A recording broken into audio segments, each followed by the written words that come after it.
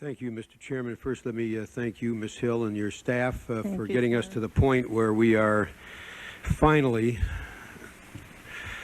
analyzing and presenting to the American people the significant intelligence failures which occurred prior to September 11th. At this stage of the inquiry, much is already evident.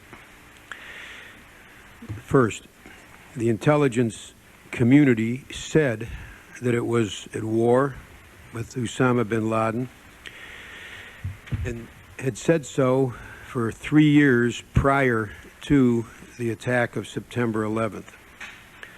Second, despite National Security Advisor Condoleezza Rice's assertions to the contrary, the use of a plane as a terrorist weapon capable of causing mass casualties was neither ingenious nor novel, but rather a method of attack that the intelligence community knew that the terrorists were considering as early as the early and mid-90s.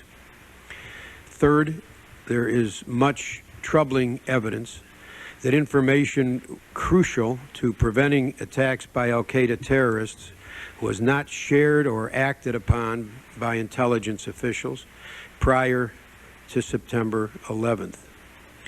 Those intelligence failures will haunt loved ones and their families and should also haunt us and motivate us to very strong and necessary reforms. Here's just a few examples that I'm summarizing from your report. In January of 2000, the U.S. intelligence community was alerted to a meeting of al-Qaeda members in Malaysia, including 2 of the eventual hijackers of American Airlines Flight 77. The handoff of that information from the CIA to the FBI was bungled. The individuals were not tracked and inexplicably were not promptly placed on a watch list. 10 days later, the 2 accomplices entered the United States on a flight to Los Angeles. The location of the individuals after they were finally placed on the watch list was also mishandled. Second, a July 10, 2001 memorandum from an FBI field agent in Phoenix to the Osama bin Laden unit and the radical fundamentalist unit at FBI headquarters requesting that an investigation be opened into foreign terrorist training at flight schools in the U.S. was never acted upon, nor was the Phoenix field investigation shared with the CIA as specifically suggested by the FBI agent. And this is not in your memo, but this is what we learned, that nearly a year after the Phoenix memo, the FBI director was unable to explain to our committee who saw that request from the Phoenix FBI agent, what was done with the request, and who, if anyone, had been held accountable for letting that important information fall between some crack. Third,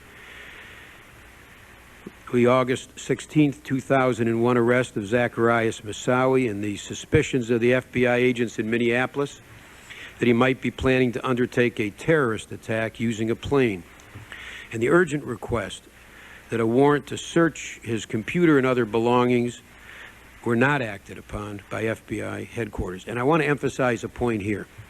These were not some reports from unreliable sources. These were not unconfirmed statements. These were FBI agents that were asking for action.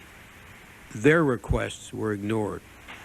Now, I believe it is critically important for the administration to release the Phoenix memorandum, documents relating to the Minneapolis FBI office request, and other documents that will allow the American people to judge for themselves the significance of these missed signals and the failures to share information between and within the intelligence and law enforcement communities. The committee, I understand, has asked for declassification of those documents. That request is under consideration, I understand, by the administration in preparation for next week's hearings. And we've had discussion about this already this morning, but I do hope that the leadership of these committees, our committees, will let the administration know that our committees will seek congressional authorization by legislation if necessary, to declassify appropriate information if the executive branch refuses. We have chairman and vice chairman of our committees who've agreed on some matters. It seems to me that is enough for us as committees to automatically authorize them to seek legislation should the executive branch refuse. And that would go to future refusals, not just the previous ones. The American people understand that perfection is unattainable, but they also believe, as I do, that when errors are made, accountability is essential if lessons are to be learned for the sake of the future security of our nation. Now, is my time up?